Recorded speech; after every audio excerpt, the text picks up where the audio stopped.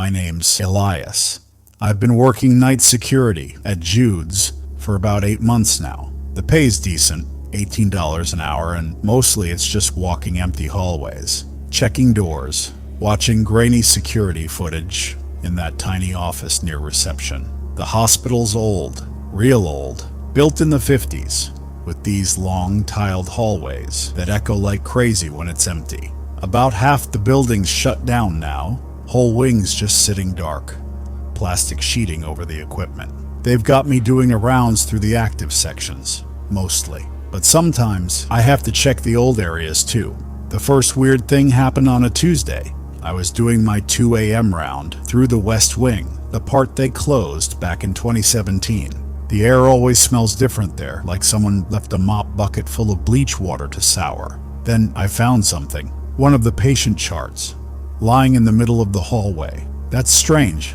These halls haven't been used in years. The charts should have all been archived or shredded, but this one was fresh. The paper still crisp, the ink not even faded. I flipped it open. Patient 4472 experimental treatment log, page after page of handwritten notes I couldn't make sense of. Dermal resequencing, neural dampeners. I didn't get any of it. So I brought it to Reynolds, the day shift supervisor, but he just shrugged it off. Probably some med student playing pranks. Toss it. So I did. But then, about a week later, I heard some weird noise while doing the check-ins. It wasn't ghost sounds. I don't believe in that crap. Real, physical noises, like something moving behind the walls. First time I heard it, I was sitting at the nurse's station, 3rd floor. This soft thump coming from inside the wall, behind the medication fridge, like someone knocking, politely. I checked the supply closet, but nothing.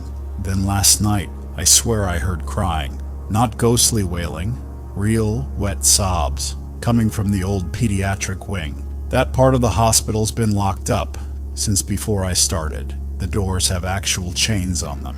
A few days passed, and I found a note taped to my locker. A scrap with, "They can still hear you," written in shaky capitals. No signature, no fingerprints. I started carrying my taser after that. The smells got worse. That antiseptic stink, always there, but now with an undertone. Spoiled meat, wet cardboard, strongest near the basement stairwell.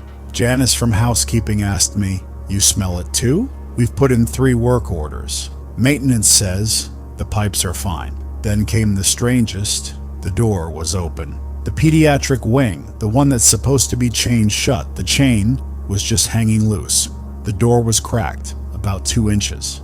I radioed it in. "Secure it. Wait for the police." I should have waited, but I heard it. Laughter. A kid's laughter. Clear as day. I pushed the door open. The smell hit me first. That same rotting meat stench got 100 times stronger. My flashlight trembled as I swept it across the room. Beds, dozens of them, all made up with fresh linens. IV stands, full bags hanging ready, and on the far wall, a hole. Not like damage, a clean square opening, 3 feet wide, where the drywall had been cut away. Dark inside. Something moved, bigger. I saw the hand, pale fingers, curling around the edge. Too long, too many joints. I ran. Police found 12 kids in the walls, alive. They'd been there for years, fed through gaps in the plumbing access, kept quiet, with hospital's own supply. The man who did it? Dr. Raymond Kessler, head of pediatrics, until 2016. Fired for unorthodox treatment methods. Never left the hospital though. They found his nest in the basement. Charts on every kid, notes on their progress, and photos, hundreds of them, of staff, like me, walking past the very spots where those kids were hidden. I quit the next day, but sometimes, when I'm trying to sleep, I still hear it, and I wonder how many more holes are in that hospital. They fixed the walls. They changed the locks. But last month, Janice texted me, said they found another chart in the West Wing. Fresh paper, new handwriting.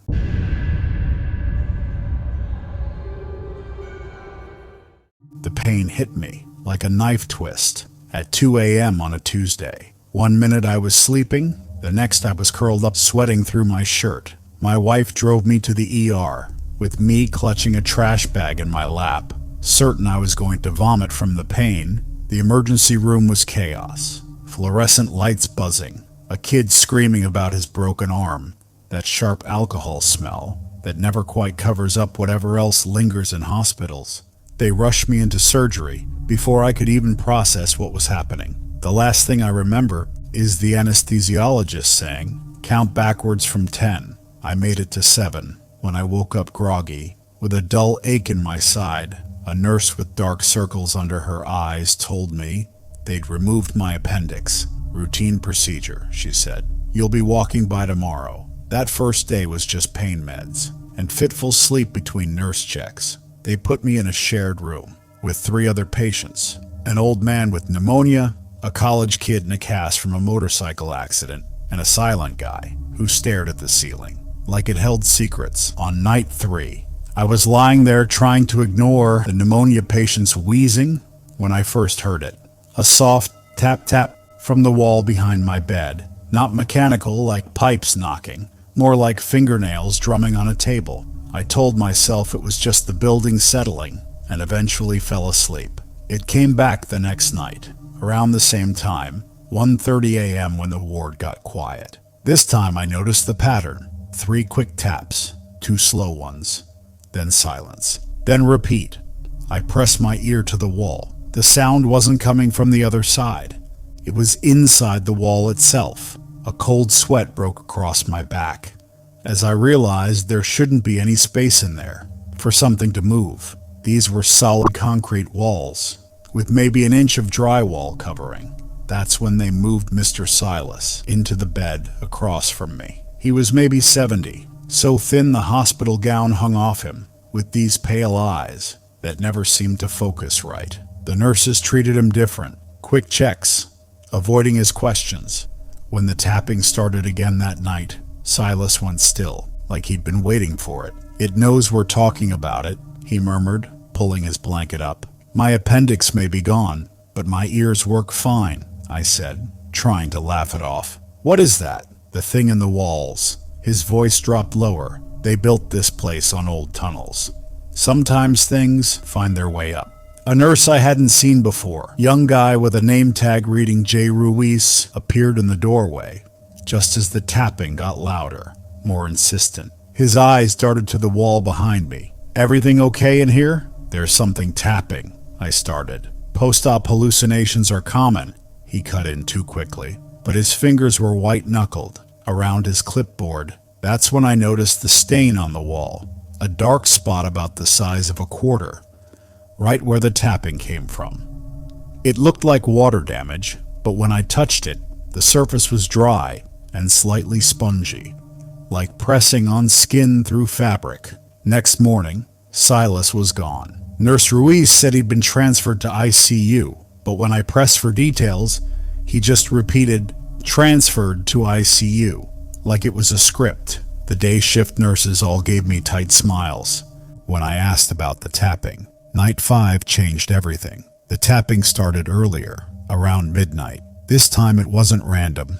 It was deliberate, rhythmic, over and over. I pressed my ear to the wall and nearly screamed when I felt something push back from the other side. Not a tap, a slow pressure that made the drywall flex slightly. I hit the nurse call button so hard it cracked. When Ruiz came running, I was standing 3 feet from the bed, with my IV pole raised like a weapon. "There's something in the goddamn wall." Ruiz didn't pretend not to understand this time. He grabbed my chart, scribbling frantically. "I'm having Dr. Callahan adjust your..." The wall cracked. A jagged split tore right through the stained spot. Something thick and dark oozed out. Not blood, but something oily and foul-smelling. Ruiz went sheet white. He grabbed my arm hard enough to leave bruises. "We're moving you, now." As he dragged me out, I looked back. The crack was widening, and through it, I swear I saw something move. Not a rat or a bug.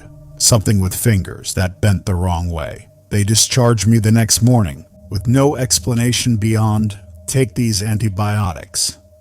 When I asked about Silas, the receptionist said no patient by that name had been admitted.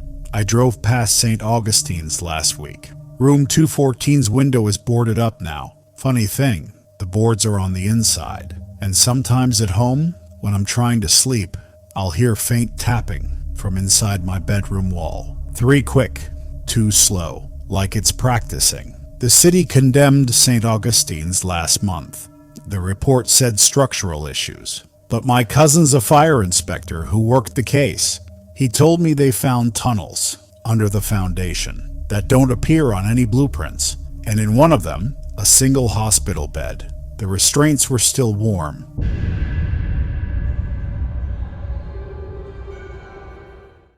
It was late that night, way later than I'd planned.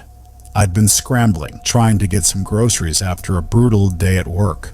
Usually I never go for groceries at that hour, but that day was an exception in my book. By the time I was done, the parking lot was deserted.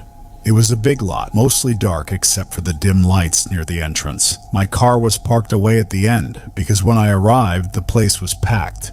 The wind was cold and a little foggy. I hadn't brought a jacket, just a light sweater.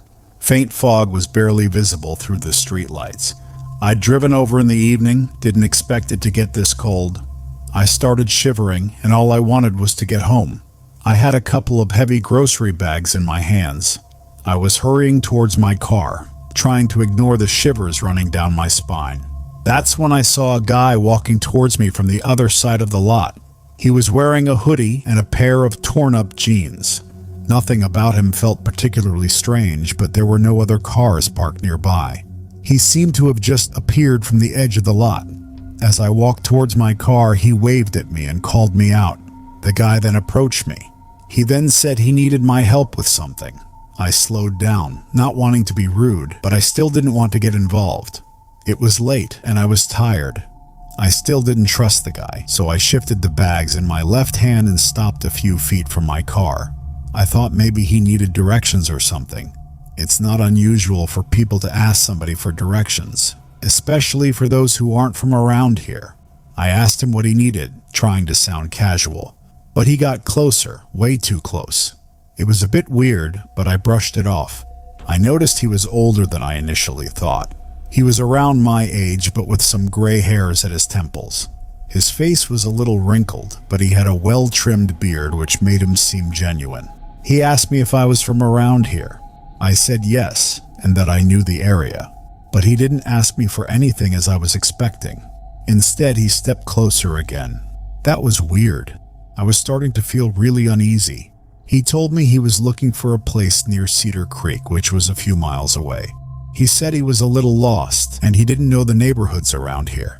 I asked him if he needed to find someone's location or something, but he said no. He said he came here to do something big, and then he added that he was just looking for a place to finally take care of it. It was disturbing. What was he talking about? The way he said the last part, it sent a chill down my spine. It wasn't just directions he was asking for. There was something else. It was unsettling. I took a step back, gripping the bags tighter. I told him I wasn't really sure what he was asking. Then I tried to step back, saying I haven't been there that much. I told him I didn't know that area very well. There were a lot of neighborhoods around there, and most of them were unfamiliar to me. He didn't answer. He just stared at me, that creepy smile still plastered on his face. Then he shifted his gaze to my car, then back to me. He did that twice, and it was freaking me out. He then said that I lived around here. Maybe it was close to my place. That's when I really started to feel the fear. The way he asked was casual, but it was invasive, like he was trying to pry something out of me. It gave me goosebumps. I knew he wasn't just asking for directions. I told him I didn't live around here. I lied to him, my voice coming out more tense than I intended. I just came here for groceries because it was cheap. He was still smiling, but now it was more of a smirk. He said that I didn't look like I lived far away. Maybe I was just messing with him. I should take him so he didn't get lost.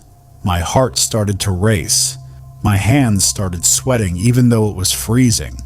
I was trying to think of a way to get rid of him, but I was trapped. I looked around, but there was no one else in the lot. I was too far from the store to make a run for it, and he was blocking my path to the car. I told him I couldn't help him, trying to sound firm. He needed to find someone else, and I was in a hurry. I took another step back, hoping he'd take the hint and leave me alone, but he didn't move. Instead, he stepped closer, now only a foot away from me. He asked me again where I lived, saying it would be easier if I just showed him the way. My hands were shaking. I was so close to my car, but he was blocking the door. His smile was gone now. He was staring at me with an angry look, asking why I wouldn't tell him. My mind was racing. I was thinking of ways to get out of this without making it worse. Every part of my body was screaming at me to run, but I couldn't see a way around him.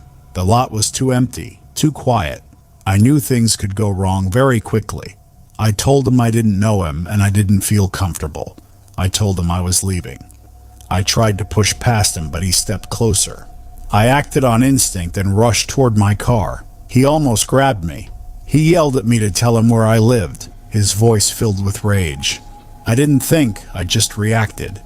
I swung one of the grocery bags at him as hard as I could. He was caught off guard. He stumbled back a little. I rushed into my car, fumbling with the keys. He was coming at me again. I slammed the door shut and he hit the window, shouting something I couldn't hear. I started the engine, my hands shaking so badly I could barely turn the key. I reversed the car, barely missing him as he jumped out of the way. I slammed on the gas and sped out of the lot, my heart pounding in my chest. I didn't stop until I was halfway home. I pulled over to the side of the road. I was trying to catch my breath. My heart was still racing and I could feel the adrenaline pumping through my veins. I sat there for a few minutes, trying to calm down.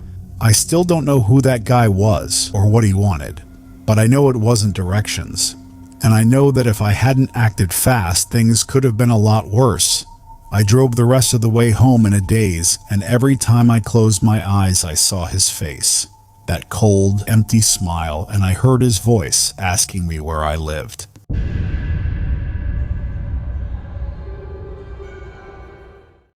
My work as a freelance photographer often took me to remote locations. I always loved capturing the raw beauty of landscapes far from the city's clamor. That day, I'd been shooting a series on abandoned farmhouses deep in the county.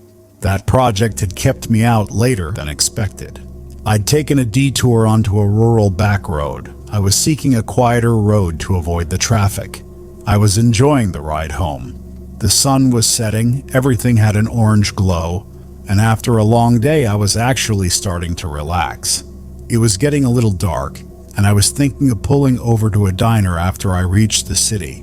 But just then, my car started sputtering. It startled me. I checked the dashboard, tried to figure out what was going on, but I didn't see anything obvious. I turned the key, but the click of the key was the only response. It was annoying. I got out of the car and opened the hood. There were wires messed up everywhere, and I didn't know which one was faulty. I checked the wires, the battery. Everything seemed okay to me. I was frustrated. I regretted taking this back road.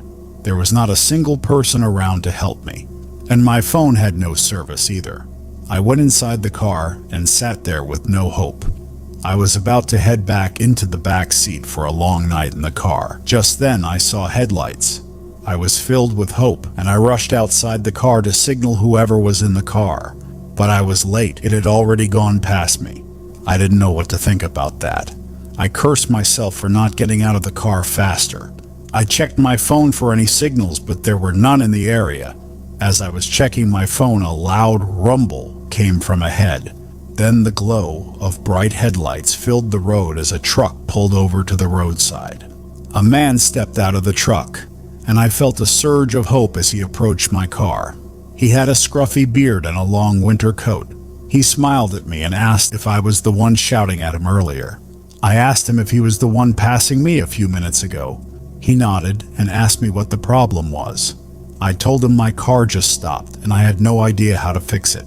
The guy then went inside my car and tried to turn on the engine. A low whistle escaped his lips while he was doing that. He seemed genuine. It looked like he knew about cars, but the engine still didn't turn on. He came outside the car and opened the hood.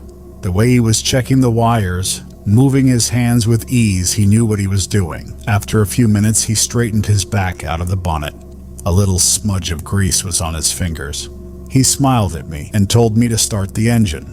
I went inside the car and started the engine.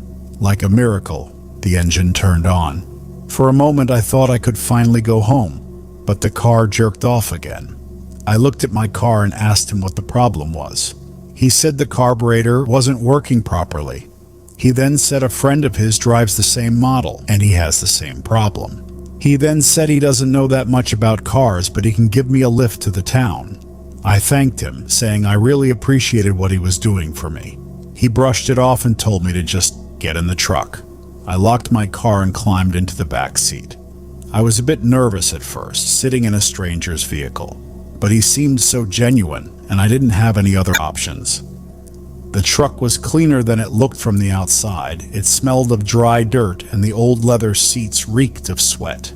He started the engine and his face was lit up by the dashboard lights. He looked back at me and smiled, introducing himself as Matteo. He told me to make myself comfortable. I nodded and thanked him again. The truck started moving. It was completely dark except for the road ahead of us. My car was visible through the windshield, but it receded into the distance as we drove past it. I was getting a little worried about leaving my car alone out there. Matteo started talking about how he used to fish in a nearby lake with his dad and uncle. He said it was his weekly childhood routine. I tried to make small talk because I didn't want to be rude to him. I told him about some of my stories and how I became a photographer. But after a while, I noticed we were heading deeper into the woods. I looked at the surroundings. I didn't see any other cars or any road signs in the area. My heart was beating when I saw nothing but trees all around us. I asked him if he was sure we were going to town. He told me not to worry, it was a quick shortcut. It cuts through the traffic and this is the quickest way.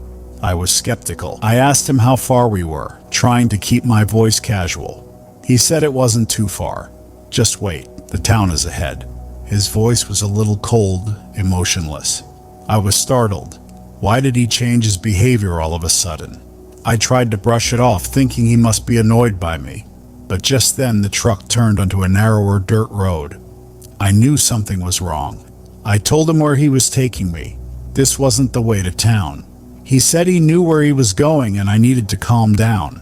I didn't trust him. The air in the truck thickened with tension. I told him to stop the truck, but he didn't listen. He just drove nonstop without any response. My mind was racing. I knew I had to get out of there. My hands fumbled for the door handle, but he locked the doors. He asked me if I didn't trust him. His tone was creepy. The friendly act was gone. I told him with a serious tone to let me out. I almost shouted at him, but he didn't respond.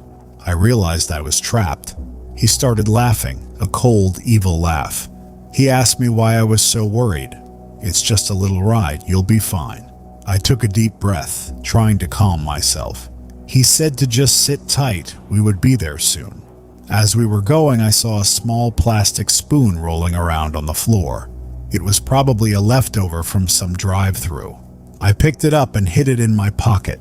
The car halted to a clearing. He slowed the truck. There was an old cabin near the clearing. He gave me an unsettling smile. I knew I had to act fast. I instantly tried to open the door, but he grabbed my hands. He told me to calm down. I tried to escape from his grip, but his grip was tighter. I took the spoon and jabbed it into his eye. He screamed with pain. I unlocked the door and ran. I ran into the dark, hearing him opening the door and screaming at me to stop. I was pushing the branches and the bushes aside. He was running and crashing through the trees behind me. But I didn't stop. I was getting out of breath, dodging the branches that tried to snag me. Suddenly I saw a light in a house in the distance. It was a small house near a large oak tree. I sprinted towards it, hoping someone was inside. I reached the cabin, stumbled onto the porch. I pounded on the door, shouting for help. A few moments later, the lights inside turned on, and an elderly couple opened the door. They were confused when they saw me. The man had a shotgun in his hand. He pointed it toward me, asking me what I needed. I told him everything. I told him the man was coming for me. The old man dialed the police while I was constantly looking behind me. I knew he was watching from the shadows, waiting for the perfect moment to strike. But he didn't. Half an hour passed, but no one came from the shadows. Then I heard sirens. The couple told me the police were coming. A few officers came and searched the whole area, but all they found were the marks left by the car tires. I never saw Matteo again, if that was even his real name. I still think about what would have happened if the couple weren't there that night.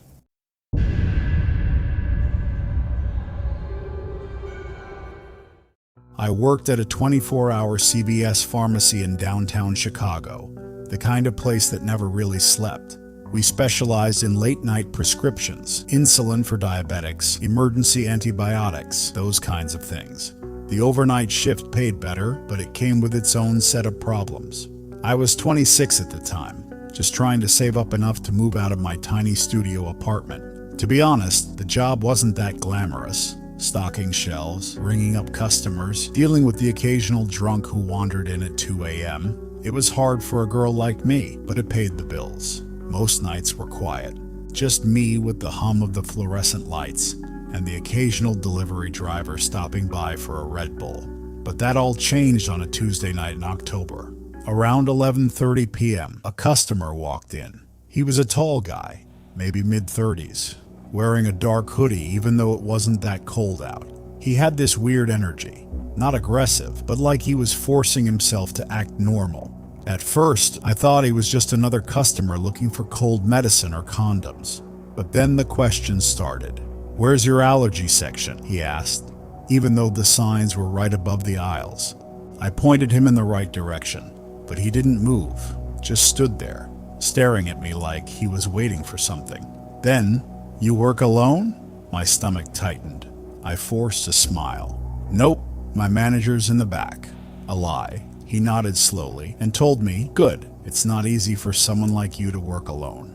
That was weird. He didn't have to judge me all of a sudden, but he kept looking at me, like he didn't believe that I wasn't alone. Then he asked, "What time do you get off?" I was shocked. What does he have to do with me? I replied, 1 a.m., another lie. Midnight was my actual shift end. He lingered for another few minutes, pretending to browse, before finally leaving without buying anything. I locked the doors the moment he left. The nearby store was undergoing renovations, so the back exit was blocked off by equipment. That meant I had to leave through the front, where the parking lot stretched out under bright streetlights. When my shift ended, I was halfway to my car, but then I heard footsteps. Fast. Heavy. I turned just in time to see him sprinting toward me from the shadows near the dumpsters. "Hey, need a ride?" he called out, way too loud for the empty lot. My keys were already in my hand, the sharpest one wedged between my fingers like my dad taught me. I shook my head and kept walking, faster now. Then he did something that made my blood freeze. He yanked open his coat. There was a gun tucked into his waistband. It looked fake, cheap plastic, like a toy. But in that moment, I wasn't taking chances. I opened my mouth to scream, but before I could, a voice cut through the dark. "Everything okay over here?" One of the construction workers, a guy named Javier, walked toward us, a crowbar slung over his shoulder. Javier asked me if everything was okay. He froze. Then, without a word, he turned and vanished into the night. I thought that was the end of it, but I was wrong.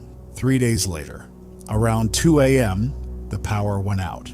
Not just in the store, the whole block. The backup generator must have failed, because even the emergency lights didn't kick on. 1 second, I was restocking the aspirin, and the next, I was standing in complete darkness. Then I heard it, a thud from the back of the store. My breath hitched.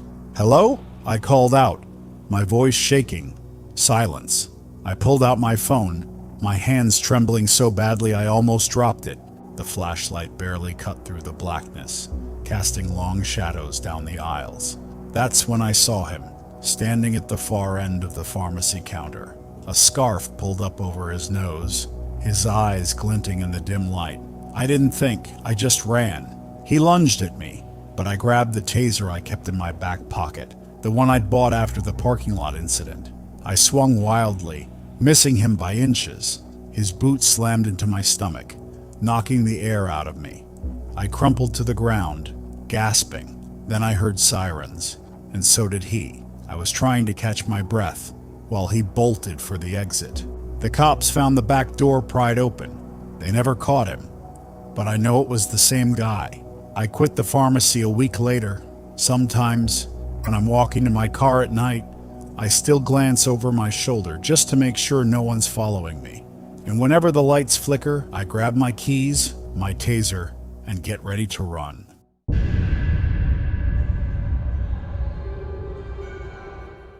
My wife Claire and I bought our little cabin in the woods 3 years ago, just a few miles from Lake Nipissing. It was an old A-frame with those big picture windows that made you feel like you were living inside a postcard. We fell in love the moment we saw it, despite all the work it needed. The leaky roof, the drafty windows, the kitchen that still smelled faintly of the previous owner's pipe tobacco. We met back in college at the University of Toronto, both environmental science majors. I'll never forget how we literally crashed into each other. She spilled an entire coffee on my field notes during a forestry lab. The cabin was our escape from the city, our weekend sanctuary where the loudest noise was usually the loons calling across the water. It wasn't fancy by any means. The kitchen cabinets held a mismatched collection of dishes left behind by the old owners, floral patterned plates next to chipped camping mugs. The wood stove would smoke you out if you didn't open the flue just right, and our backup generator sounded like a chainsaw in a tin can when it ran. But it worked when we needed it. At least it always had before that night. We were finishing dinner when it started.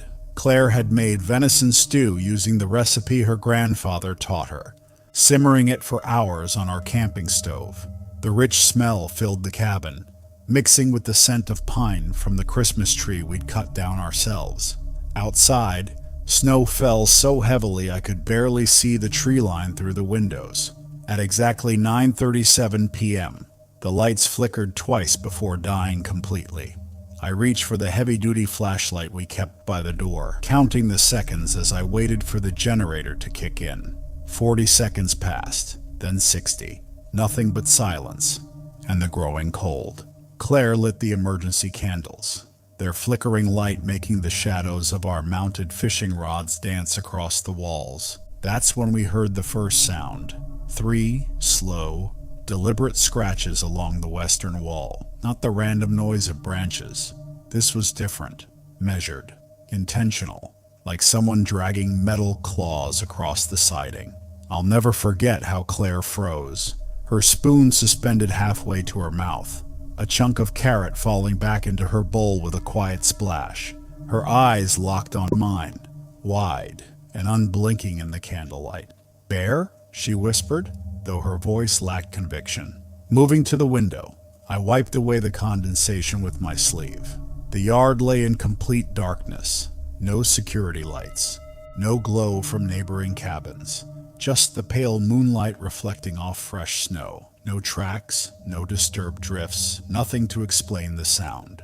Then it came again, this time from the deck, right outside the sliding glass door. 3 slow scratches. A pause. 3 more. Claire's fingers dug into my forearm hard enough to leave bruises that lasted a week. We stood frozen, barely breathing, as the silence between each set of scratches stretched impossibly long. My pulse pounded so loudly I was certain whatever was outside could hear it. Just when I thought I might scream from the tension, the generator roared to life. The floodlights blazed on, illuminating every inch of our property in harsh white light. Nothing. No tracks in the snow, no disturbed branches. Just our lonely snowshoe trails being slowly buried under fresh snowfall. At 3:16 a.m., the power failed again. This time, the generator stayed silent. The temperature plummeted so fast I watched my breath form thick clouds in the air as I scrambled for my winter overalls. That's when the banging started. Not random pounding, a pattern coming from beneath the bedroom floorboards. I dropped to my knees, pressing my ear to the freezing wood. The banging moved slightly left, following me. Claire's face went sheet white. "We don't have a basement," she whispered, her voice cracking. She was right.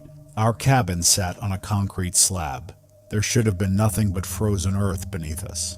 We fled to the truck, the engine roaring to life as we blasted the heat.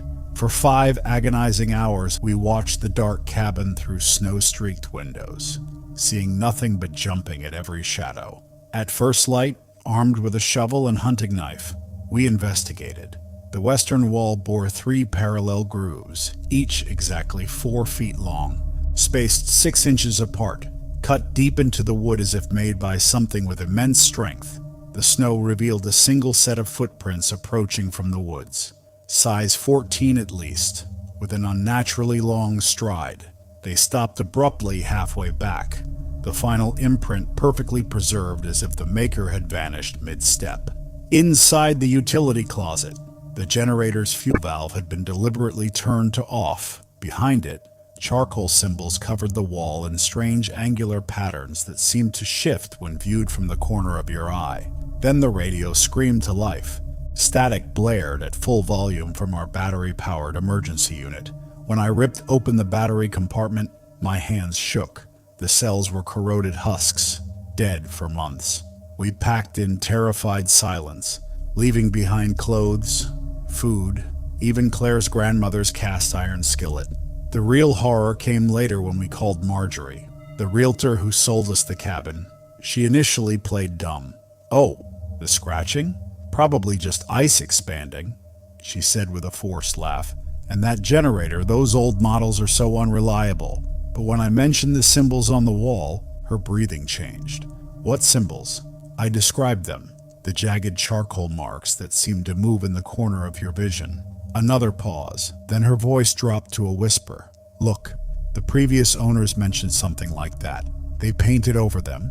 Twice." My stomach turned. "You knew?" "I thought they were exaggerating," she snapped, then sighed. "The file said stigmatized property, but that could mean anything. A death, a crime. I figured it was just small-town gossip." Then came the worst part. The original owners, in the 80s, their dog disappeared from a locked basement. That's why they filled it in. County records confirmed it. Our cabin was built in 1987 over a filled-in basement from an older house, one that had burned down under suspicious circumstances. Firefighters noted the flames had burned downward in places, as if something had pulled them into the foundation. We drove past the cabin last month. The new owners, a young couple from Toronto, were outside installing security cameras at every angle. When we stopped to ask why, the husband laughed it off. "Bears, you know how it is." But his smile didn't reach his eyes, and the cameras weren't pointed at the woods. They were aimed at the house itself. Later, at the diner in town, the waitress slid our coffees across the counter. "Those city folks?" She nodded toward the cabin's direction. "They've called the sheriff 4 times this month. Say their motion sensors keep triggering inside when nobody's home." She leaned in, lowering her voice. "Funny thing, the cameras never show a damn thing. The current owners swear nothing's wrong. But last winter, they poured a new foundation, 6 feet thicker than code requires. And when we drove past last month, every west-facing window was boarded up from the inside."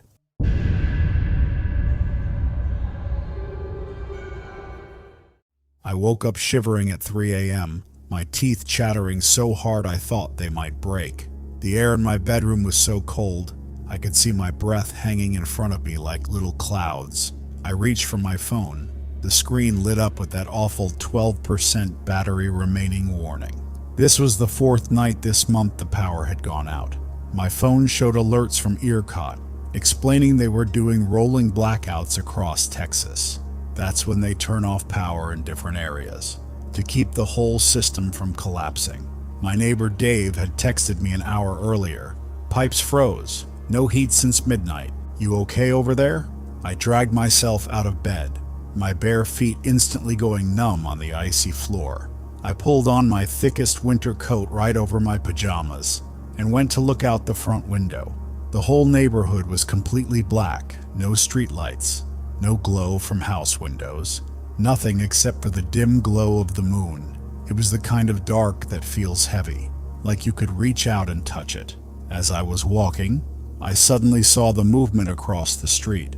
At first, I thought it was old Mr. Peterson from 2 houses down, checking his generator again. But when the figure straightened up, my stomach did this weird flip-flop. This man was enormous. I'm not talking tall basketball player big. I mean, he looked like he could palm a refrigerator. His shoulders were so wide, they stretched the fabric of his puffy black winter coat. He moved toward the Ramirez's front door with this creepy confidence, like he knew exactly where he was going. It made my blood run cold. The Ramirez family was on vacation in Florida. Everyone on the block knew this, because Mr. Ramirez had asked Dave to collect their mail. Their fancy security system sign hung by the door, completely useless without power. I should have called the police right then, but instead, like an idiot, I grabbed my flashlight and quietly slipped outside. The cold hit me like walking into a freezer, that sharp, painful kind of cold where you can actually feel the little hairs inside your nose freezing. I crept across the street, staying low behind the parked cars. My flashlight flickered, damn the cold, casting jagged shadows that made the trees look like skeletal hands reaching down. The silence was suffocating, broken only by the occasional groan of frozen branches. Then I heard it, a wet, ragged breathing, not mine. The giant man was standing motionless on the Ramirez's porch, his face turned toward my house. Moonlight caught the curve of his cheek, revealing skin that looked wrong. Not pale, not sickly, just unnatural, like wax stretched too tight over bone. His lips were parted slightly, and I swear I saw his breath curl out in a slow, deliberate stream, as if he were savoring the cold. I ducked behind a minivan, my pulse hammering in my throat. The snow beneath me crunched too loud, and I froze. The breathing stopped. A long, tense silence. Then crunch, a footstep, just on the other side of the van. I squeezed my eyes shut, praying he hadn't heard me. But then the van shifted, tilting slightly as something heavy leaned against it. A gloved hand, black and slick, like oil, slid over the hood, fingers splayed wide enough to leave dents in the frost.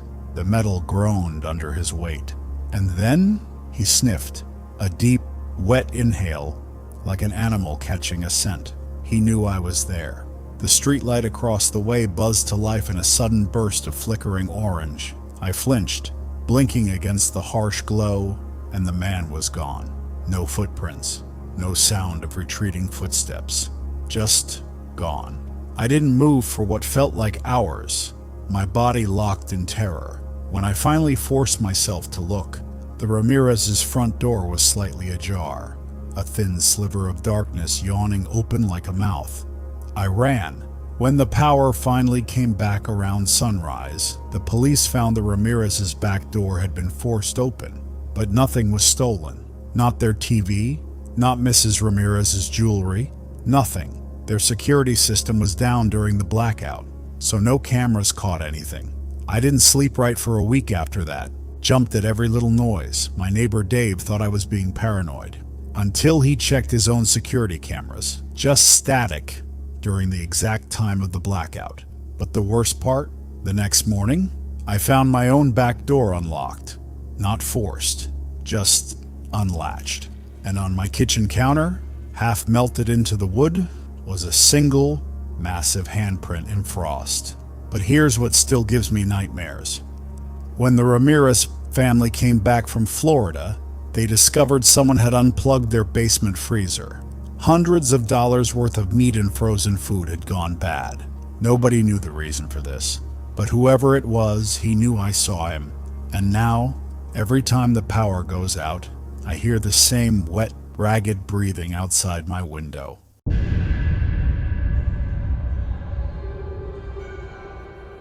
Let me tell you about the strangest, most terrifying night of my life. It happened last October in my quiet little house in Colorado Springs. I'm just an ordinary guy, working from home fixing computers. I like my peaceful way of living. But what happened that Thursday night changed everything. It was around 8:30 in the evening.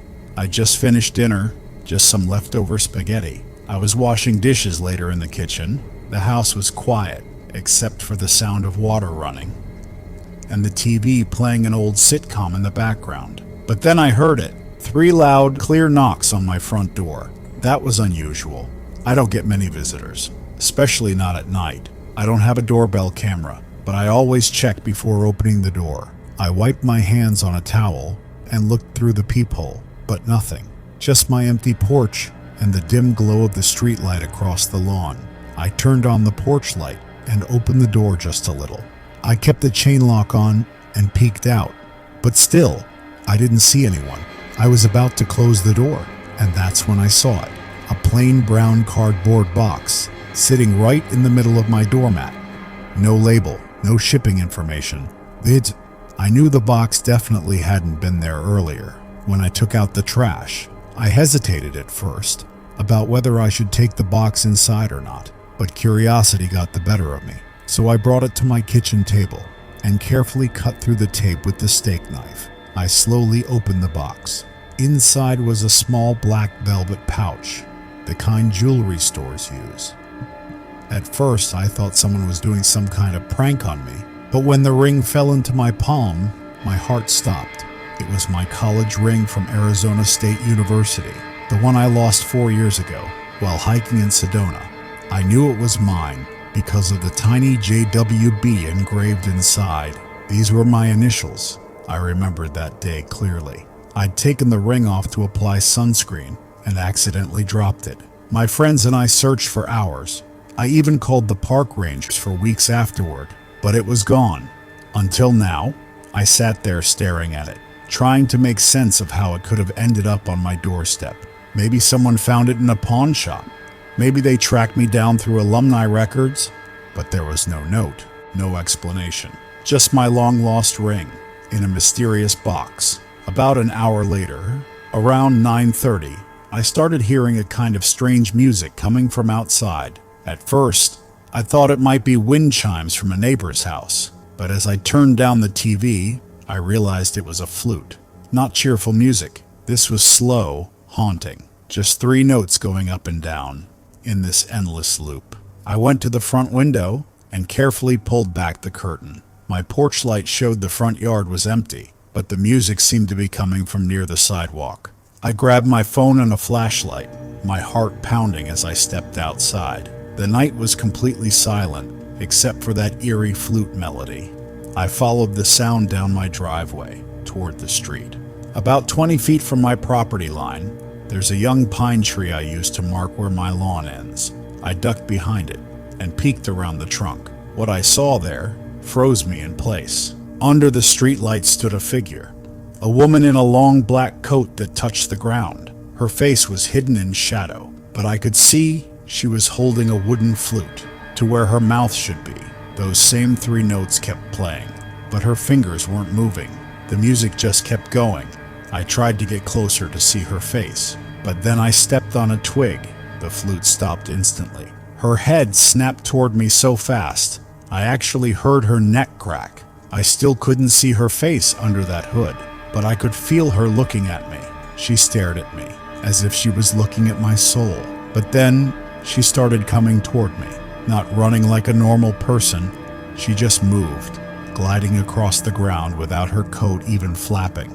I didn't wait to see more. I turned and ran for my life, my sneakers slipping on the wet grass. I didn't hear footsteps behind me, just this strange whispering sound, like fabric dragging on pavement. I crashed through my front door. It was so hard even the windows rattled, slamming it shut and locking every bolt. My hands shook so badly I could barely dial 911. When the police arrived, they found deep footprints in my lawn, like someone heavy had been standing there for a long time. The tracks led to the street, and then just stopped. No car tracks, nothing. That ring sits in my nightstand drawer now. Sometimes I take it out just to look at it. The metal's always cold, no matter how long I hold it. And sometimes, when the wind blows just right at night, I swear I can still hear those 3 flute notes drifting through my closed windows.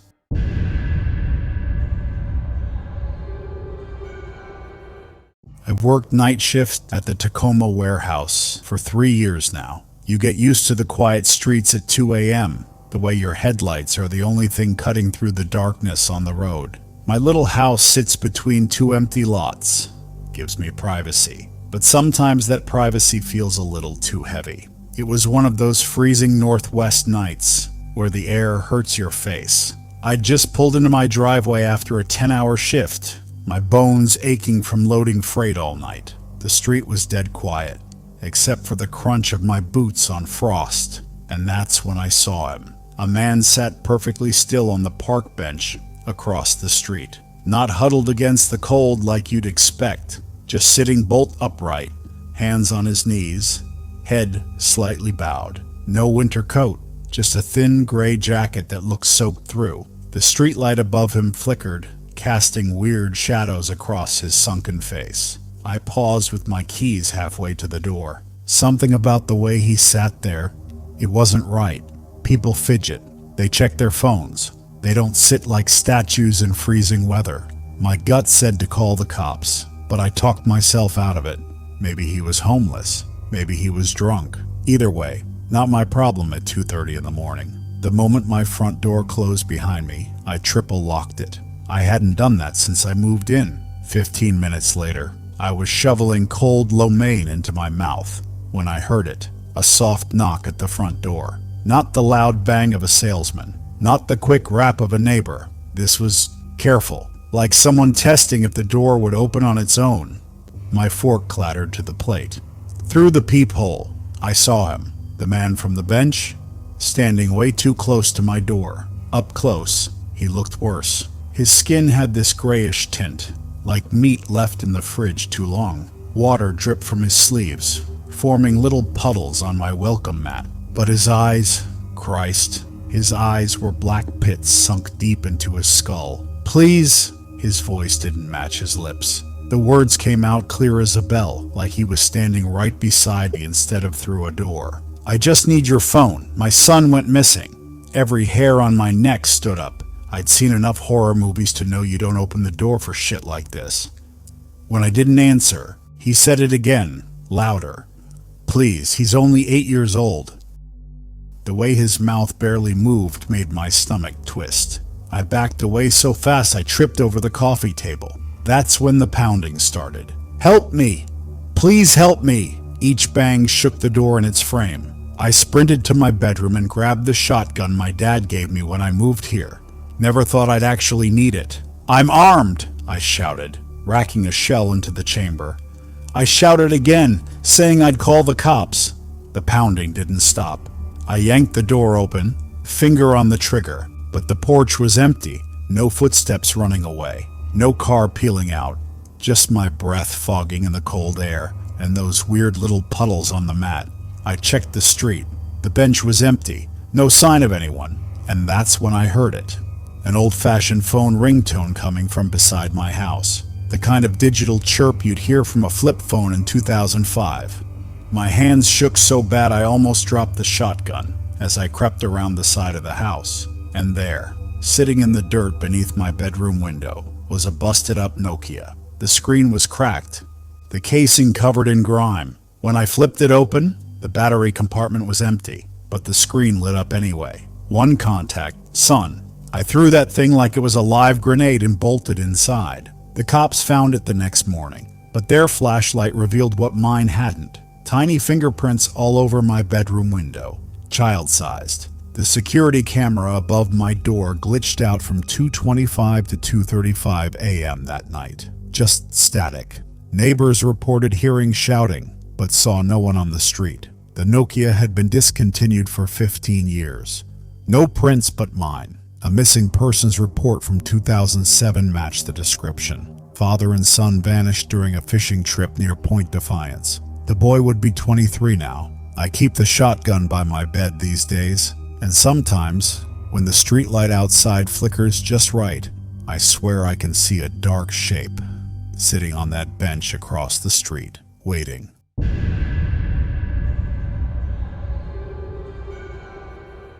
I was 12 years old when I learned that being alone doesn't mean you're not being watched. This was back in 2007, when having a computer in your bedroom still felt like a privilege. My parents went out for their anniversary dinner that night, leaving me home alone for the first time past midnight. I wasn't scared. I was thrilled. Finally, I could stay up as late as I wanted, eating junk food and talking to my friends on MSN without anyone telling me to go to bed. My room was dark, except for the glow of my bulky CRT monitor. The blue light reflected off the half-open blinds behind me, casting weird shadows across my Star Wars posters. I had my usual setup: a bag of Cool Ranch Doritos, a warm can of Mountain Dew, and my little green army man figurine that I'd spin absently while typing. I was chatting with maybe 6 people at once, some from school, others I'd met playing RuneScape. One guy, who went by Blue Nova 97, had added me a few weeks earlier. He seemed cool, told me he was from Germany, always had funny things to say about American culture. We mostly talked about video games and music. That night, our conversation was normal at first, but then, out of nowhere, he sent, "Cool Ranch and Mountain Dew? That's a stomachache waiting to happen." I froze mid-bite, chip crumbs tumbling onto my keyboard. I scrolled up through our chat history. I definitely hadn't mentioned what I was eating or drinking. Before I could respond, another message popped up. "You always fiddle with that army man when you're nervous. Right thumb and index finger." Spinning him clockwise, the blood drained from my face. My fingers jerked away from the plastic figure like it had burned me. A cold sweat broke across my back as I realized he wasn't guessing. He was describing exactly what I'd been doing. My eyes darted to the cheap webcam clipped to the top of my monitor. The little green activity light was off, like it always was when not in use. I reached up with shaking hands and turned it to face the wall. Another message. "Don't bother. I've seen enough anyway." I nearly knocked over my soda as I scrambled to unplug the webcam. The USB port made a horrible cracking sound as I yanked it free. I threw the camera across the room, where it hit my dresser with a plastic clatter. The MSN window flashed again. "Your room is messier than I expected. Clean your socks off the floor." I spun around in my chair, scanning every shadow in my room. The closet door was slightly ajar.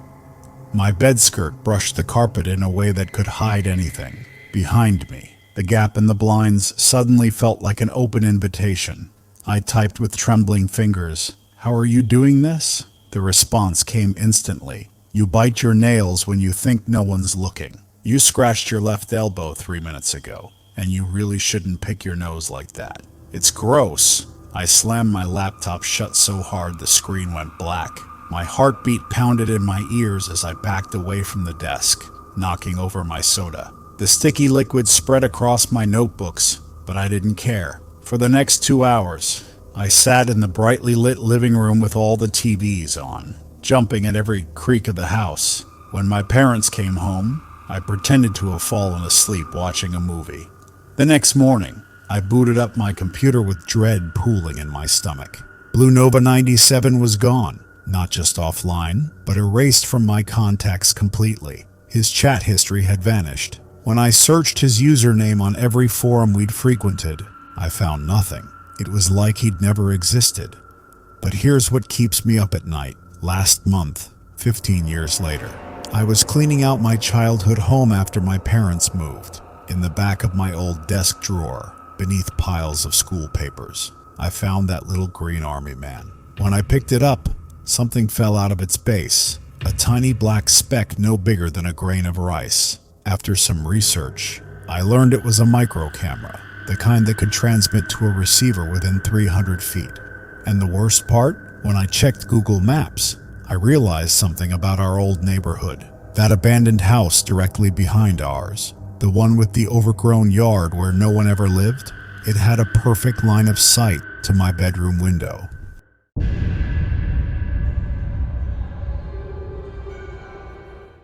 I moved to the new dorm room due to my scholarship requirements.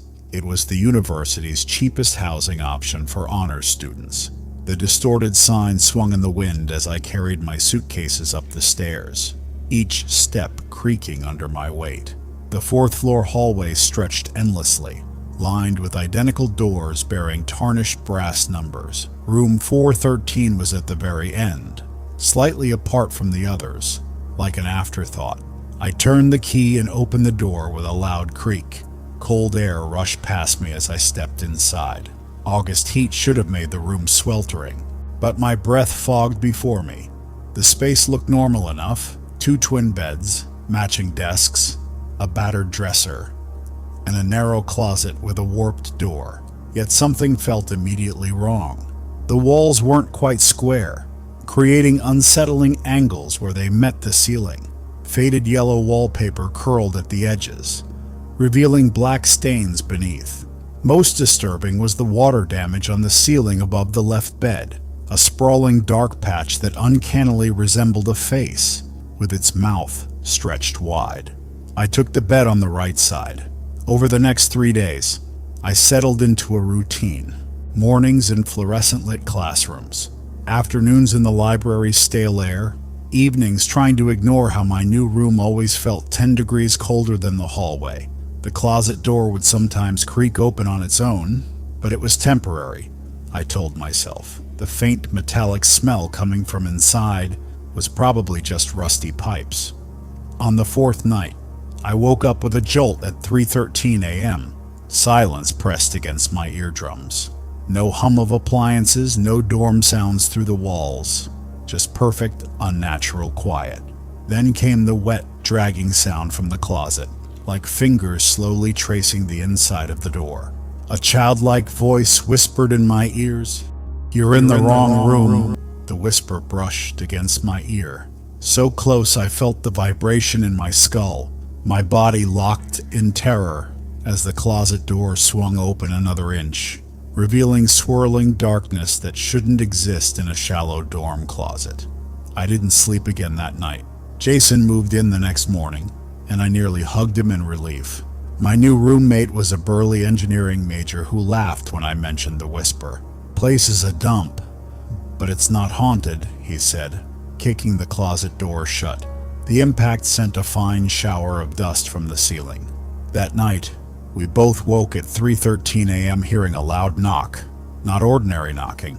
Thick, wet impacts that made the closet door tremble. Jason's face went pale in the glow of his phone. We shoved the dresser against the closet. The knocking stopped. Then the giggling began. A child's laugh, but distorted, too high, too sharp, coming first from the closet, then the walls, and then right behind our heads. Jason bolted for the RA's room. I should have followed. The dresser exploded away from the closet, like it had been hit by a truck. The door flew open with a crack, revealing not a closet but a long hallway stretching into darkness. Black mold pulsed on the walls like a heartbeat. The floor glistened with something thick and dark. At the far end, silhouetted against a flickering red light, stood a tall figure. Too tall, too thin, arms hanging past its knees. Its head tilted at an impossible angle as it took its first step toward me. The floorboards screamed in protest. I ran as fast as I could. We told the RA about everything we saw. He searched everywhere, but didn't he find anything? Campus security saw only an ordinary closet, but the housing director turned ghost white when we showed our room assignment. "There is no room named 413, she whispered, her fingers trembling on the records. "This building skips from 412 to 415. An old janitor overheard us and pulled us aside. He said they sealed that room in '92, his eyes darting toward the ceiling. After a boy vanished, they found his journal. The last page said the closet kept getting deeper every night. We were reassigned that afternoon. Last week, an email appeared in my inbox. 'Hi, I'm in 413 now. Did you leave something in the closet? I keep hearing scratching, and last night I saw something standing at the foot of my bed.' I didn't reply. Now when I walk past Eldridge Hall at night, I always look up. Most times, the room is completely dark, but sometimes it feels like someone is watching me from there."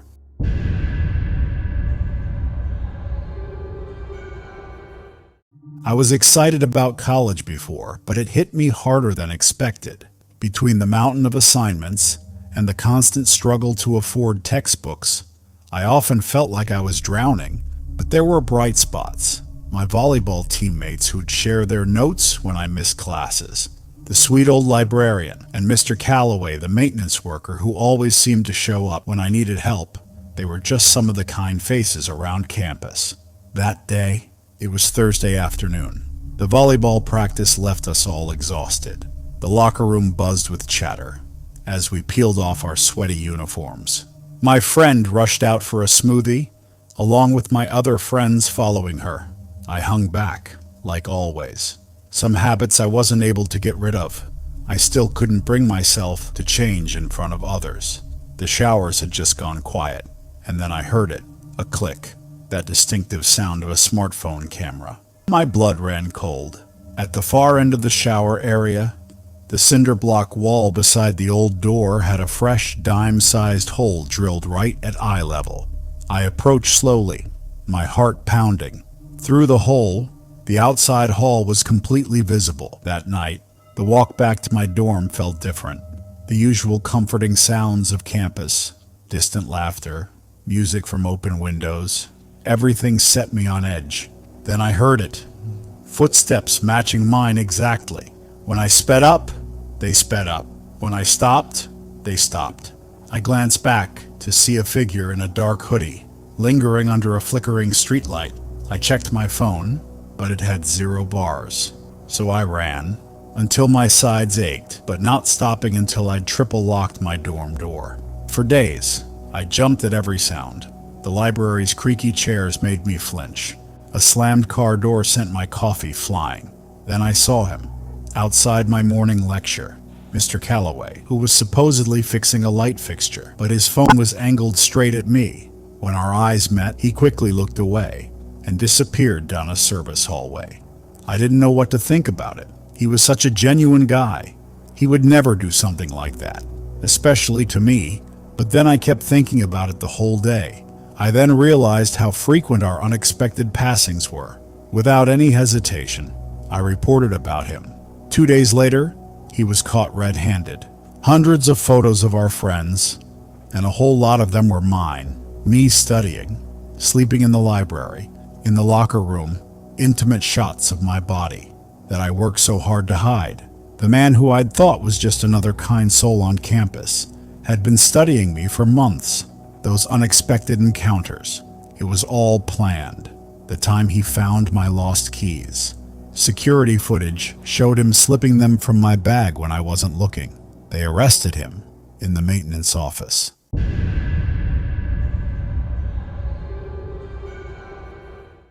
I first noticed the extra study room in the basement of the Rutherford Library during midterms week. The building was already a relic, one of those brutalist concrete structures from the 70s that always smelled vaguely of mildew and desperation. Most students avoided the basement level with its flickering fluorescence and the persistent hum of ancient HVAC systems. But I needed quiet, and the upper floors were packed with panicking undergrads. That's when I saw the door I'd never noticed before. Room B14 stood slightly ajar at the end of a dimly lit corridor, its frosted glass window glowing with warm yellow light, in stark contrast to the cold blue tones of the rest of the basement. The brass plaque beside it was tarnished almost black, but I could just make out the words, "Special collections by appointment only." I peeked inside. The room was small but cozy, with dark wood paneling and an actual leather armchair that looked decades old but well cared for. A single study lamp cast a warm pool of light on an oak desk that was suspiciously free of graffiti or gum. Most surprising was the complete silence. Not even the ever-present hum of the building's systems penetrated this space. I should have questioned why such a perfect study spot was empty during midterms. At first, it was just a great place to focus. The physics equations that had seemed impossible in the noisy upper floors flowed easily at that oak desk. My highlighters didn't dry out inexplicably, like they did elsewhere in the library. Even the chair seemed to adjust itself perfectly to my posture. Then I noticed the book. It appeared on the corner of the desk during one of my study sessions, an old, cloth-bound volume with J. Mercer embossed in gold on the spine. When I opened it, I found handwritten notes in perfect cursive detailing advanced quantum mechanics concepts that weren't covered in any of my textbooks. After a week of using B14, I started noticing differences.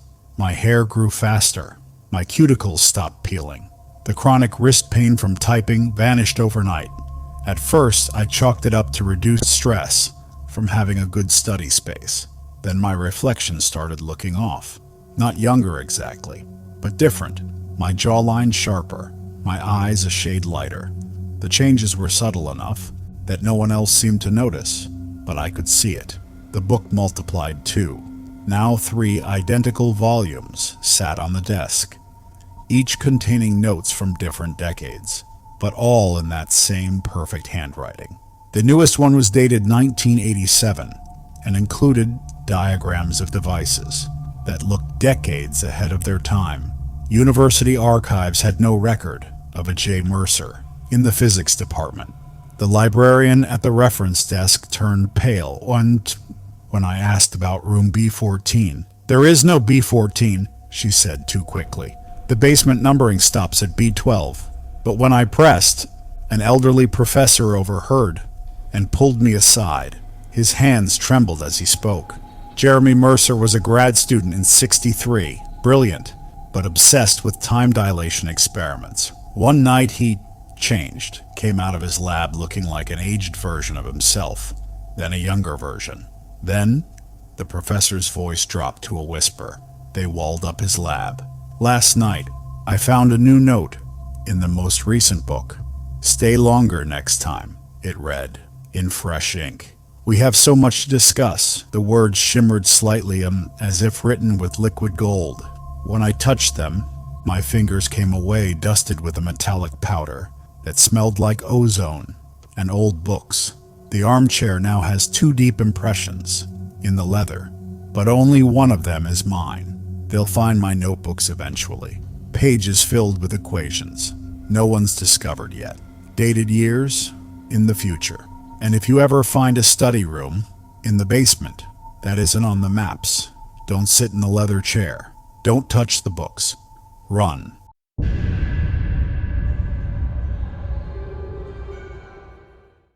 I live alone in a small house near the old cafe, so my phone practically stays glued to my hands these days. I can't think of my life without social media now. A day without my phone is like hell to me. It really feels great when my friends comment about how good the picture is, or ask about where I bought the new dress from. But social media has its own dark side too. You won't believe how many times I get those overly sexual comments about my looks. Random guys keep sending me DMs, asking me out, or saying weird things like asking my age or address. It used to make me really uncomfortable, but I'm used to it now. I mostly ignore them and just stick with my friends all the time. Sometimes I just wish we could enjoy Instagram without all the unwanted attention. But life isn't all black and white. It all began a few weeks prior. I woke up and held my phone in my hand. I looked at the time and then I opened the Instagram on the phone. I couldn't open my account. It was strange. I just closed the app before going to sleep last night. So it shouldn't be possible to open my account now. I usually consider myself an average girl just enjoying the platform for getting to know my friends more. So why was something like that happening to me? At first I thought I may have reset the app or something, so I tried to log into the account using my password. But no, I received a message saying the password I had typed was incorrect. I entered my password again, but it still didn't work. I was frustrated. I repeatedly entered the password several times, but nothing worked. I realized something was wrong. The account was available last night. I immediately called my friend Lana. I told her everything about how I couldn't log into my account anymore. She searched my account on her phone. She said the account was still visible, but the profile picture was changed with a skull. She then went into details, saying there were some recent posts featuring random women wearing swimsuits and bikinis. I finally realized it. Someone hacked my account, and now he was using my profile and posting inappropriate posts. The thought of somebody doing these stupid things using my own account made my skin crawl. I was mortified. A few days passed and I had to deal with explaining to my friends about how I couldn't access my account anymore after they saw those random posts. The situation was deeply embarrassing. I reported the issue to Instagram's support team, but haven't received any response since then. I created a new account just to check on the account. The account posted several inappropriate pictures every single while. I would feel uneasy after seeing them. I asked all my friends to report the account to shut it down for good, and eventually, after a few weeks, it was suspended as a result. I was finally relieved. I thought the whole thing had ended, and I would not have to deal with this anymore. A few days had passed, and one night I was busy doing some laundry at my house. It was then I suddenly started getting thousands of text messages on my phone. I was startled at first. There were random guys expressing their concerns for me. Some of them were intrusive and wanted to know my address. It was really shocking. I had never met these people, and yet they claimed to know me from the posts. The situation didn't seem real. It was fabricated. I knew it was him, the person who hacked my account before. I quickly opened Instagram and changed the password. I felt really apprehensive about leaving my house. I didn't even have the will to answer when the phone rang. It felt like I was under constant surveillance. I searched for the account again. I was hoping not to find it again, but to my shock, I saw something even more creepy. There were so many posts containing my pictures. They weren't just pictures. They were shots taken when I was visiting my friends, meeting my parents, and some of the places I usually visited. I was panicking. Someone was following me everywhere, and I didn't know it. It was just then I received a text from an unknown number. This message caused me to experience an unexpected surge of fear. I was terrified. I called 911 and told them everything. After hearing everything, the operator said there isn't much she can do right then, and they would gather some more information and look into the matter. I couldn't catch my breath. I stayed with my friend for some time and didn't return to my apartment for a week. The account didn't post anything since that day, and I didn't receive any text messages either.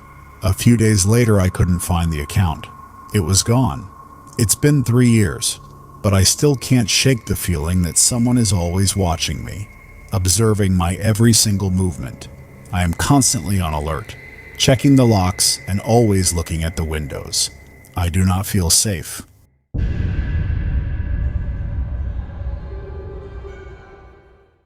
It's been a few years since this happened, a night that haunted me for a long time.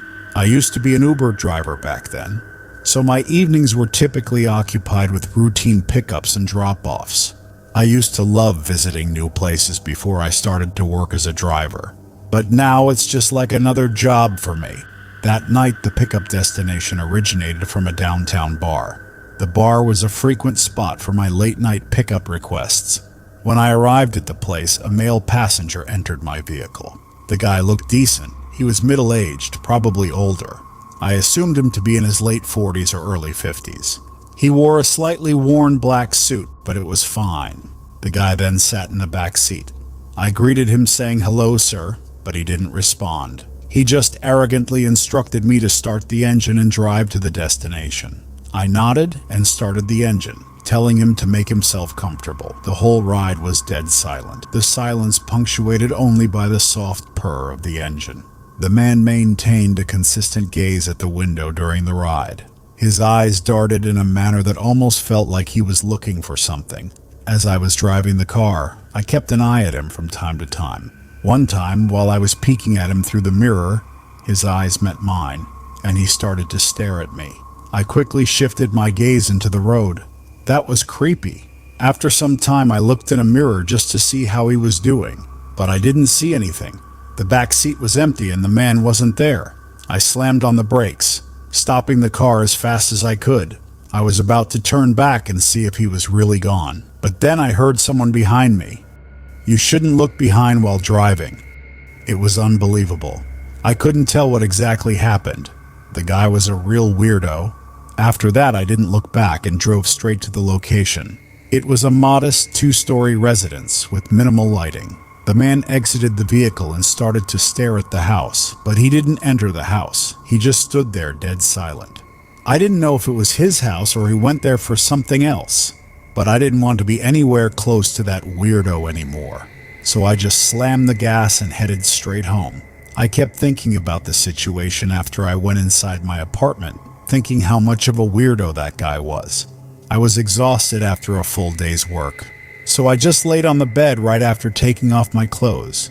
I was scrolling on Instagram, thinking about a new jacket I'd seen, but then slowly my eyes closed and I drifted off to sleep without realizing it. I was having a good sleep after all this. However, a few hours later, I suddenly woke up in the middle of the night. I didn't know what woke me up or if it was just me. I noticed I left my window open and the bathroom lights were still on. I was feeling a bit exhausted too, and my eyes were burning like hell. Frustrated, I turned on the lights and headed to the kitchen. I took a glass of water before going back to sleep again. But just then, after entering my bedroom, I was shocked at what I saw in front of me. There was a man standing within the threshold of my bedroom. He had a black mask on his face. The man had his eyes fixed on me. He was carrying something. There was a cloth towel on his right hand and a small bottle carrying some kind of black liquid on left. The room was filled with a very thick odor, and it was coming from him. I figured it was probably the liquid. I tried to talk to him asking who he was and what he was doing at my house, but he didn't reply. He just stood there dead silent. The man advanced towards me. I was instantly on alert. He raised the towel, attempting to force it over my mouth. I pushed him to the bed and started running. I was panicking while I desperately searched for anything hard to use as a weapon. I took my phone from the table and called 911. As I was calling the cops, the sound of his footsteps echoed throughout the hallway. He was coming. I rushed to the front door, fumbling with the lock while carefully looking behind. I opened the front door and went down the stairs. He was relentlessly pounding on the door. I was trembling. I desperately waited for the cops. The knocks grew louder. He was going to tear the door from its hinges, but then the knocks ended. The place went absolutely silent. I couldn't bring myself to open the door and face him, so I waited for the cops to arrive. The cops opened the door after I told them everything. They pointed their guns and searched the entire place, but he was gone. They didn't find anything. I stayed with my parents for a few days. I couldn't enter the room without thinking about what happened there. My parents told me to leave the place and stay with them. I didn't know if the guy from the club was the intruder, but he was the only one I could put my fingers on. Nothing like that has ever happened to me since then, but I still can't shake the feeling that something might happen again.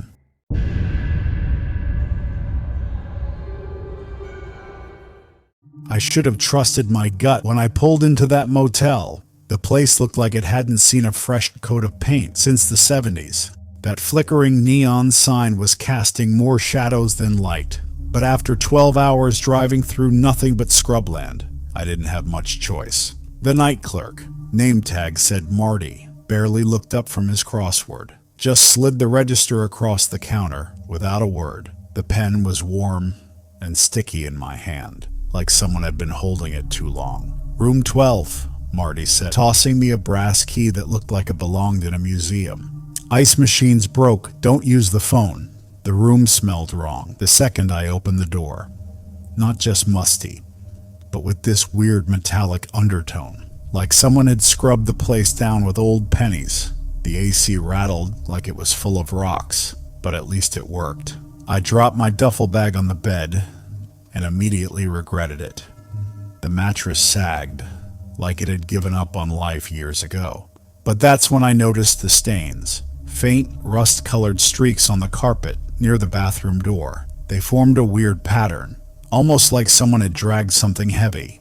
I told myself it was probably just spilled soda. The shower took 5 minutes of the faucet screaming before any hot water came out. The tiles were cracked, with black mold growing in the grout lines. I kept the shower quick, trying not to think about how the drain gurgled. But that wasn't the only strange thing. I was just drifting off when the scratching started. At first I thought it was the AC acting up again, but this was different.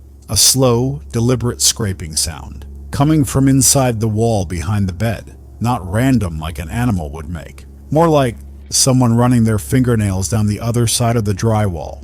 I sat up so fast my neck popped. The digital clock read 2:17 a.m. The scratching stopped for a second, then started again, moving left to right this time. I could hear it clear as day now, the dry rasp of something hard dragging across plaster. My mouth went dry. I grabbed my phone, thumb hovering over 911. But what would I say? There's scratching in my motel wall? Then came the smell. That metallic tang from earlier, but it was stronger now, mixed with something sweet and rotten, like meat left in the sun too long.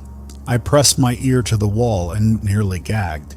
The plaster was warm to the touch, and the scratching was answering me. Every time I moved, it moved. When I held my breath, it stopped. My hands shook so bad, I could barely grip my car keys. I threw my stuff back in the duffel bag. I didn't care about losing the room deposit. I needed to be anywhere but here. The doorknob wouldn't turn. I yanked at it hard enough to hurt my shoulder, but not locked. It was just stuck. The scratching in the wall got louder, faster, like whatever was making it knew I was trying to leave. That's when I saw the wallpaper near the bathroom door was peeling. Not from age, but from underneath. Like something had been pushing at it from inside the wall. A dark stain spread across the floral pattern as I watched, seeping through the paper and spreading fingers. I kicked the door hard near the knob. On the third kick, it flew open so fast I nearly fell into the parking lot. I didn't stop running until I was in my car with the doors locked. As I peeled out of the parking lot, I caught one last look at room 12. The light was on now, though I knew I'd turned it off, and silhouetted against the thin curtain was something tall, too tall, standing perfectly still by the bed.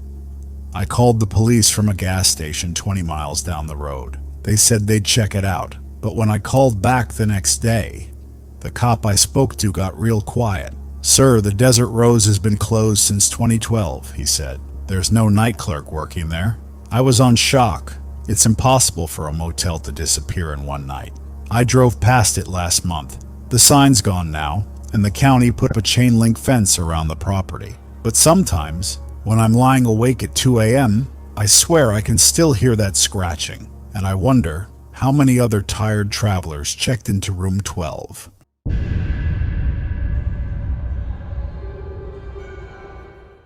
My wife Emily and I needed this getaway. Between her nursing shifts and my accounting job, we hadn't taken a real vacation in 3 years. When we found Pineview Lodge online, those pictures of cozy cabins nestled in the mountains, it seemed perfect. The place looked nice enough when we pulled up, the kind of rustic charm city folks like us eat up.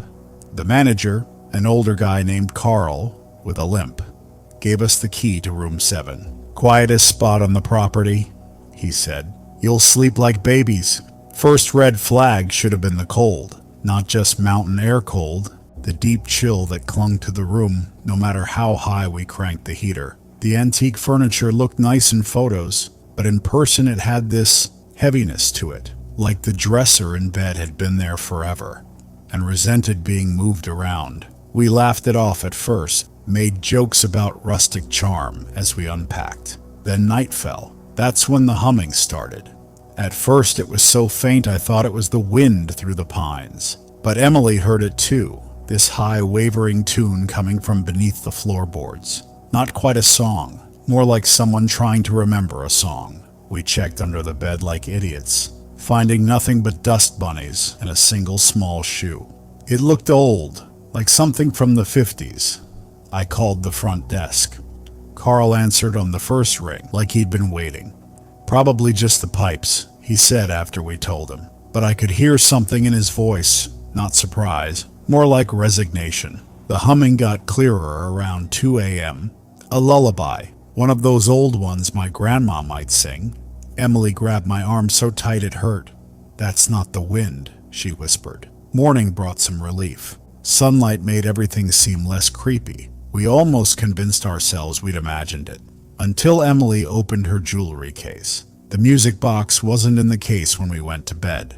It was small, made of dark wood with these intricate carvings, trees with faces in them, children with hollow eyes. Emily's hands shook as she lifted the lid. The tune that played was the same lullaby from the night before. We stormed down to the office, music box in hand. Carl wasn't there, just a teenage girl at the desk who paled when she saw what we were carrying. "Mr. Dawson's out back," she stammered. We found Carl by the maintenance shed. He took one look at the music box and sighed like he'd been expecting this. "You're in the Henson room," he said.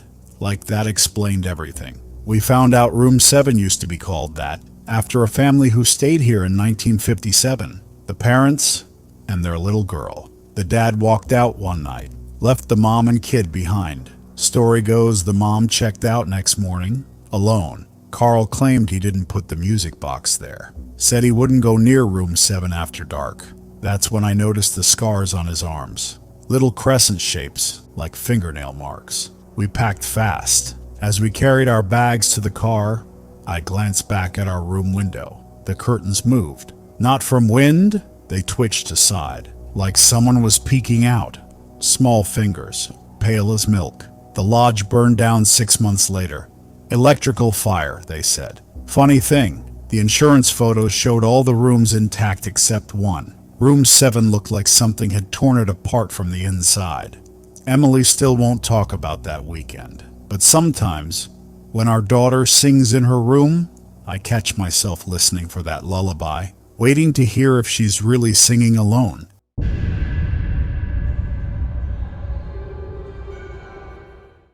The Sunset Motel looked like the kind of place people go to disappear. That flickering neon sign missing half its letters. My GPS had lost signal about 20 miles back. I had a meeting at 7 a.m., so I didn't have much choice but to stop. The office smelled like cigarettes and something worse, like old meat left in a hot car. The clerk, a guy named Ray with nicotine stains on his fingers, didn't even look up. Just slid a registration card across the counter. The pen had teeth marks on it. "Room 4, Ray said, tossing me a key attached to a plastic tag. "Don't use the phone." Waters browned for the first minute. Room 4 smelled like mildew and industrial cleaner that wasn't doing its job.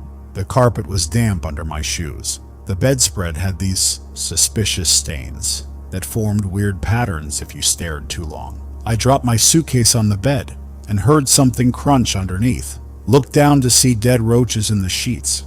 The TV only got one channel, just static with these flashes of people's faces, their mouths open like they were screaming. I turned it off quick. That's when I noticed the mirror above the dresser was cracked. A perfect star shape right in the center, like someone had punched it. I was almost asleep when the knocking started. 3 slow, heavy bangs on the door. Not the quick rap of a neighbor asking for sugar. This was deliberate, like someone counting. I sat up so fast I got lightheaded, peeked through the peephole. Nothing but the empty walkway. Then it came again. It was louder this time. The whole door shook in its frame. Mark? My blood turned to ice. That voice, it wasn't right. Too low, too wet, like the person was talking around a mouthful of something. And how the hell did they know my name? I didn't answer. Just backed away from the door, my hands shaking so bad I could barely grip my phone. 911 was already dialed, my thumb hovering over the call button. But the knocking came again, harder this time. The cheap wood of the door flexed inward with each impact. Mark. It was closer now, right against the door. I could hear breathing, this ragged, uneven sound like a broken air conditioner. I threw my weight against the dresser, shoving it in front of the door. The thing on the other side stopped knocking. For 1 second, I thought maybe it had left. Then the entire door shuddered like something huge had thrown itself against it. The dresser screeched across the floor an inch. The deadbolt held, but just barely. That's when I saw the shadows under the door. Not just darkness, moving darkness. Like smoke, but thicker. It seeped in slowly, spreading across the carpet toward the bed, the window. That was my only way out. I yanked the curtains open and froze on a face pressed against the glass. Not human, it was too long. The skin was gray and peeling, like old wallpaper. Its mouth stretched wide in what might have been a smile. showing teeth filed to points. It whispered my name again, and this time, I recognized the voice. It was mine. The police found my rental car still parked at the Sunset Motel. They said the place had been abandoned after 2 people went missing since 2008. No clerk, no records of anyone named Ray working there. But here's what keeps me up at night. When they dusted for prints in room 4, they found mine everywhere. On the walls, the ceiling, even inside the closet. Like I'd been trapped in there for a long, long time.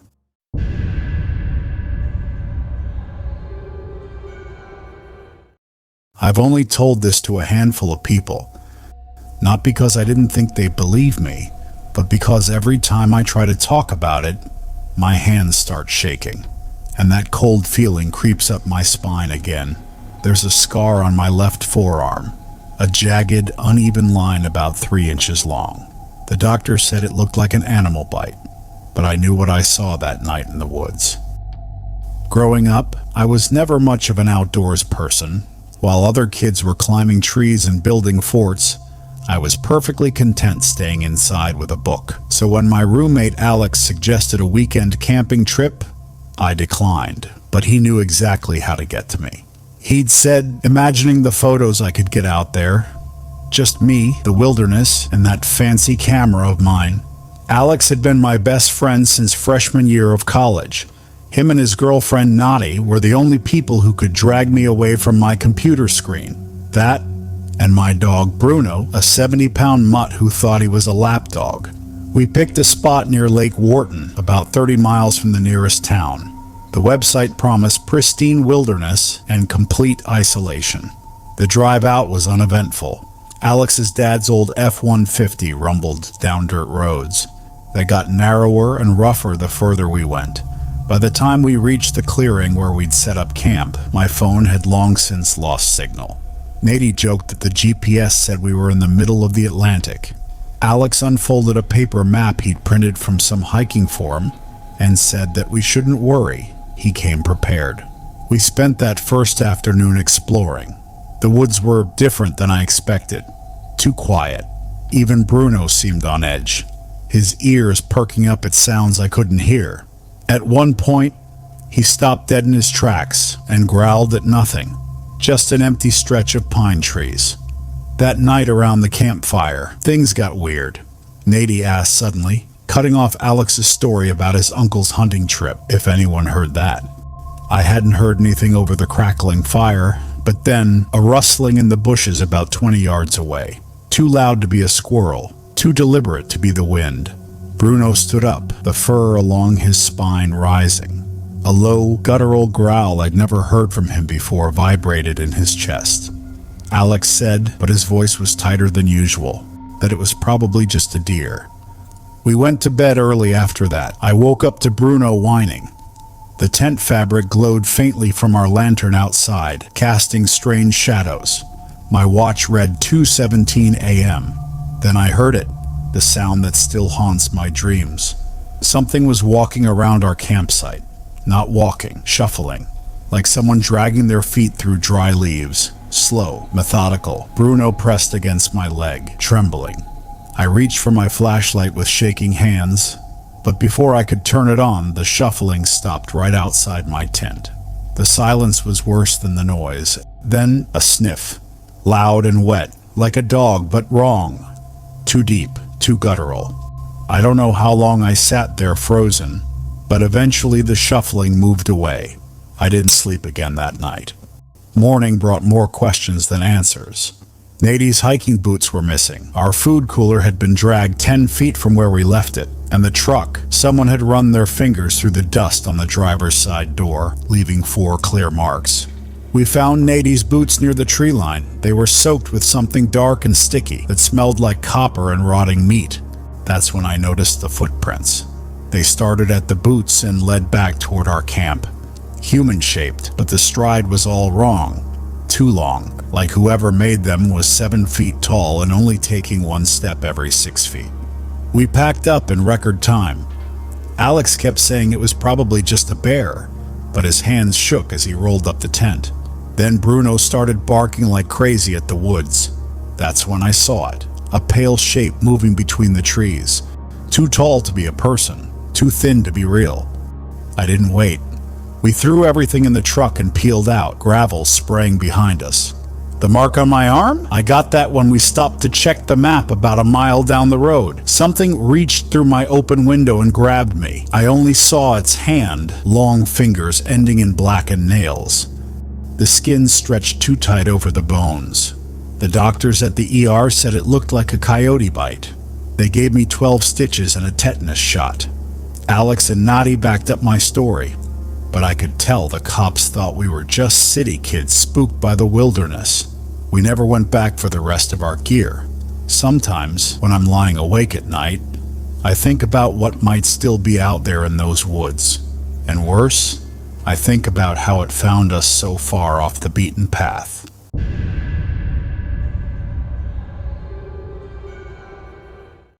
My brother Tyler and I had been looking forward to this camping trip for weeks.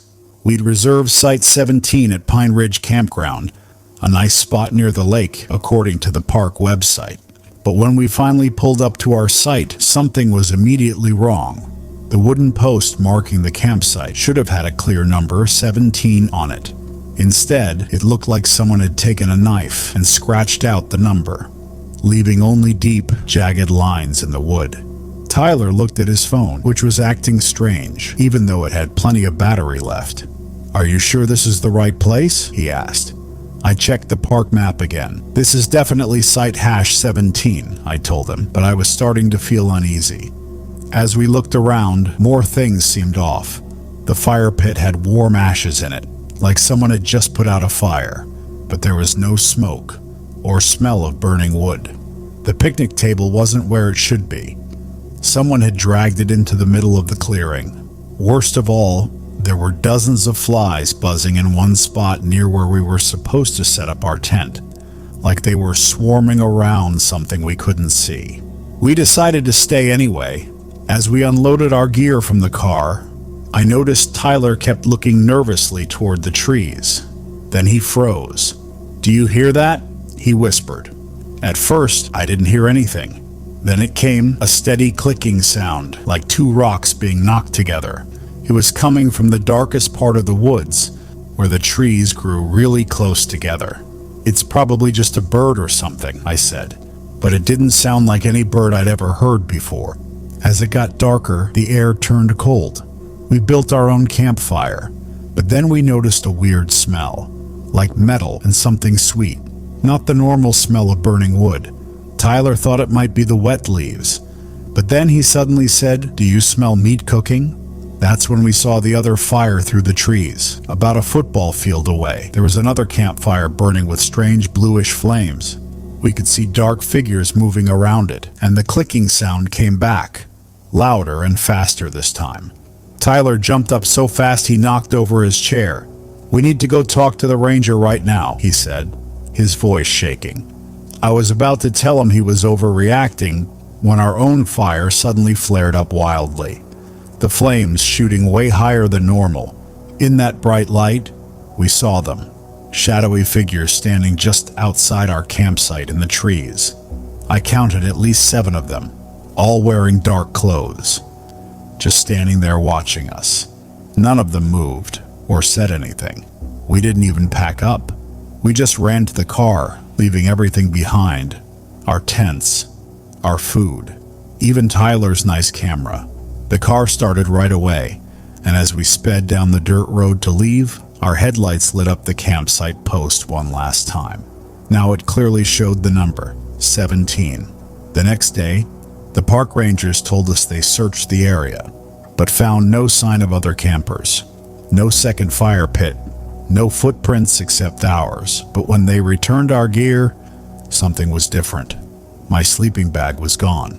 In its place was a dark hooded sweatshirt I'd never seen before.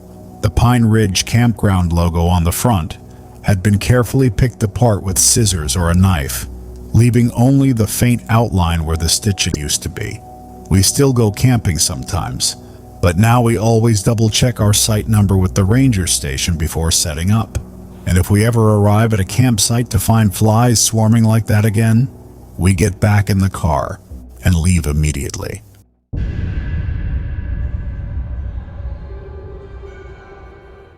The afternoon sun filtered weakly through the dense pine canopy. As Mark and I trudged up the overgrown trail to Black Pine Ridge, our boots sank slightly into the damp earth, releasing that sharp, organic scent of decaying leaves and rich soil. Somewhere above us, an owl hooted. That low, mournful call that always sounds closer than it actually is. "Told you this place would be empty," Mark said, adjusting the straps of his overloaded backpack. Sweat glistened on his forehead. Beneath that stupid green cap he refused to retire. No tourists, no park rangers, just pure wilderness. I wiped my own brow, already regretting agreeing to this trip. "Yeah, and no cell service either." "You sure you printed those maps right?"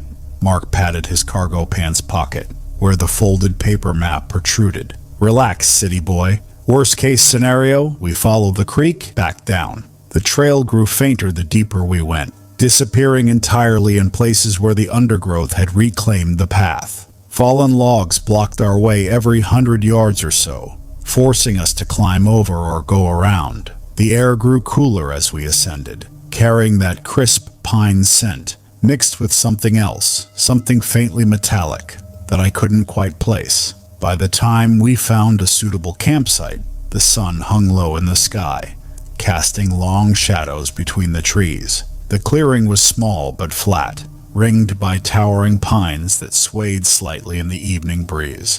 As we dropped our packs, another owl called out, this time from much closer. "You hear that?"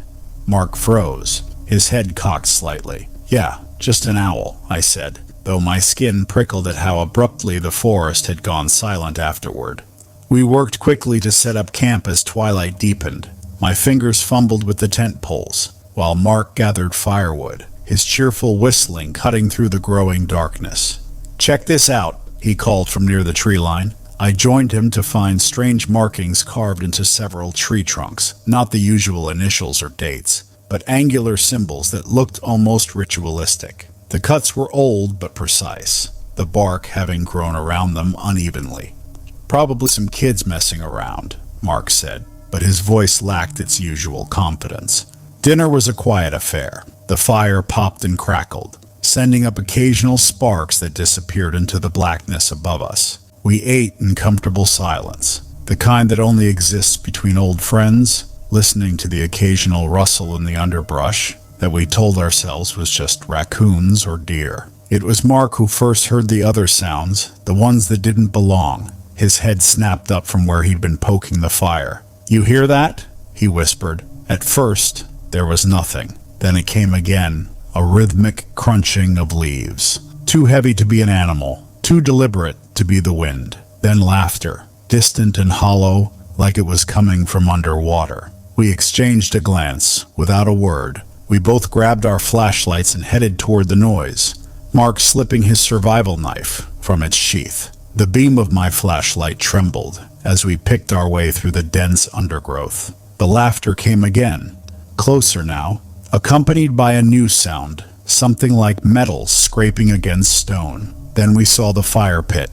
It was too perfect, the stones arranged in a precise circle with mathematical precision. Inside, the ashes still glowed faintly, though no smoke rose from them. Around the perimeter, small bones had been arranged in intricate patterns.